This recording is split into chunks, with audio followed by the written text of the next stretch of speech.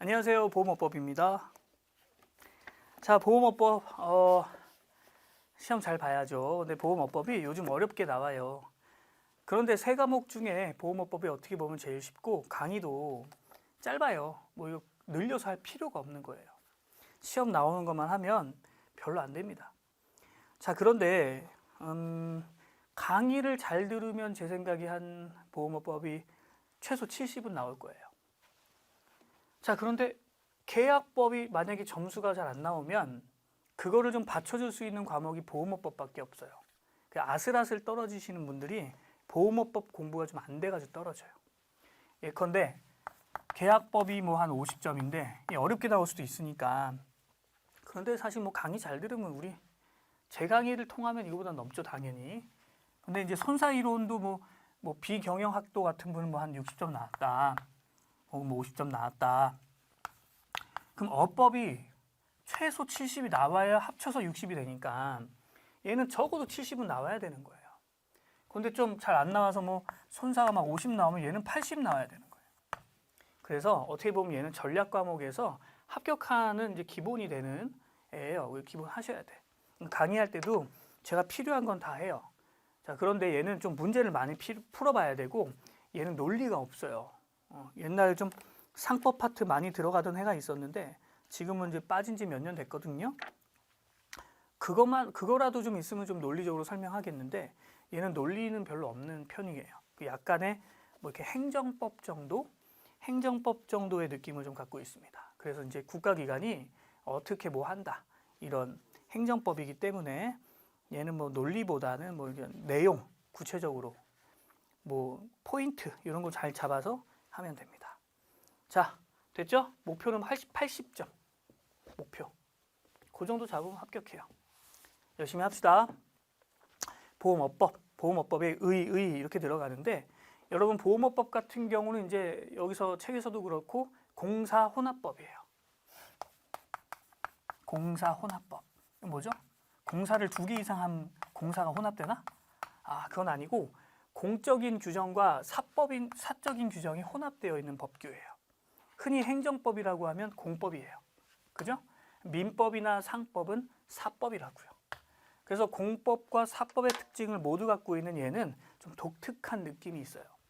그래서 공사혼합법에서 보통 우리가 공법이다 이렇게 얘기하면 이 보통 공법 파트는 뭐냐면 이제 국가기관이 들어가는 거예요. 보통 우리 법에서 국가기관은 누굴까요? 바로 금융감독원. 이러면 틀려요. 그럴 줄 알았죠? 금융감독원 아니에요. 우리 법에서 국가기관은 금융위원회예요. 그래서 여러분 지금 여기서 벌써 깜냥으로 맞추는 거 알려드렸어. 지문을 봤는데 보험업법에서 금감원이 모시기 한다 이러면 한 90% 틀린 지문이에요. 나머지 10% 금감원이 뭐 할 수 있는 게 있긴 한데 별로 없어요. 우리 법의 항상 주어는 금융위원회예요. 오케이? 요거 하나만 봐도 우린 좀 알 수 있죠. 그래서 만약 딱 봤는데 금융위원회가 막 감독하고 검사하고 막 이러면 다 그 공법이에요. 물론 금감원이 감독해도 당연히 공법이죠. 자, 사법이라고 하는 것은 대부분 국가기관이 절대 들어가면 안 되고 이제 회사의 운영과 관련한 거죠. 근데 이 회사 운영과 관련해서 이렇게 해라 저렇게 해라 하는 게 보통 이제 여기서는 어떤 파트가 이제 사법에 해당하냐면 보통 이제 모집 이런 거, 계약 모집하는 거, 그 다음에 자산 운용 이런 거, 뭐 이런 규제 같은 게 있는 거죠, 그죠? 그래서 이런 것들은 이제 뭐 기본적으로 뭐 사법이에요. 공법은 거기에 금융감독원이 뭐 감독한다, 검사한다, 뭐 이런 말 들어가는 게 공법이에요. 그럼 보험업법은 어디에 적용하는 거예요? 공사혼합법으로서 얘는 민영보험사에 규제하는 거예요.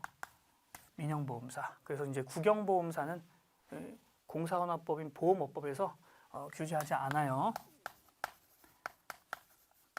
그래서 보험업법에서 규제하는 민영보험사는 어떻게 보면 빡센 거예요. 근데 예를 들어 그 보험업법에서 규제하지 않는 그런 보험사들 있죠. 뭐가 있을까? 농협 손해보험은 이제 보험업법으로 왔지만 그 외에 또 뭐 교직원공제회, 새마을금고 이런 것들은 보험업법에서 규제하는 게 아니다 보니까 조금 아무래도 규제가 좀 덜하죠. 그렇죠? 자, 그리고 보험업법은 상법의 특별법이에요. 그래서 상법보다 먼저 적용한다. 이렇게 보면 됩니다. 자, 보험업법의 구성이 쭉 나오고, 자, 또 우리 시험에 나오는 거는 보험업법은 누가 만들어서 하냐 뭐 이런 건데, 뭐 대부분 법들이 다 같은데, 기본적으로 보험업법은 이렇게 있고, 그죠? 법 시행령이 있고, 그죠? 또 법 시행 규칙이 있는 거예요. 이렇게 있고, 보험업법은 누가 만드냐? 여러분, 법은 국민이 만드는 거예요. 근데 국민이 안 만들고 국회의원들이 만들죠. 우리 흔히 말하는 국민의 대표들. 시행령은 누가 만들게 해요? 대통령만 있어도 만들 수 있어요. 대통령이 만드니까 시행령에다가 막 이것저것 넣으면 이해관계를 막 집어넣을 수 있죠. 그럼 여기는 누가 만들까요? 바로 그 시행 규칙. 대부분 규칙은 국무총리가 만들어요. 이렇게 만들고 그 밑에 이제 뭐 감독 규정 이런 것들은 금융위원회가 만드는 거죠. 그런 것들은 높은 순서로 가는 거죠. 그래서 여러분 누가 만드냐도 좀 나오니까 보통 그래요. 시행령은 대통령, 규칙은 총리령. 보통은 그래요. 보통은. 자, 그 정도가 있고요. 자, 뭐 개정사항은 과거의 개정사항까지 우리가 뭐 다 알 필요는 없으시고, 자, 우리 보험업법의 목적 한번 봅시다.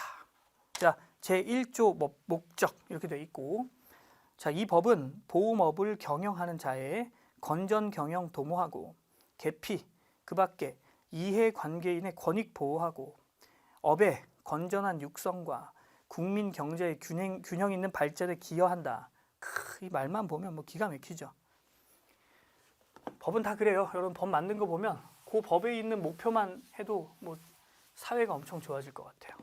얘도 목표는 좋죠. 일단 뭐 목적은 거창할수록 좋으니까. 자, 이 법은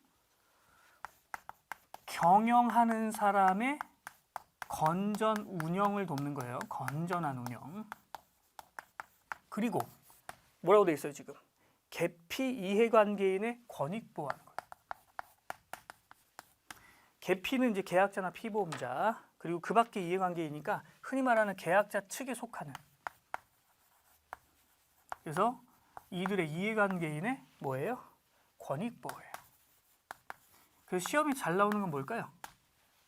이거 바꿔버리는 거죠. 경영자를 보호하진 않아요. 경영자는 보호하지 않아요. 운영을 잘해서 망하지 않게 하는 거예요. 법을 지키면서 운영하게 만들고 망하지 않게 하는 거예요. 포인트가.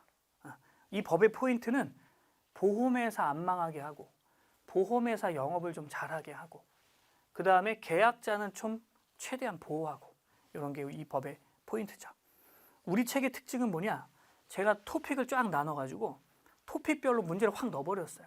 그래서 여러분 실제 이건 논리가 없고 그러니까 그 파트만 잘 정복하면 보험업법은 쉽게 정복할 수가 있습니다.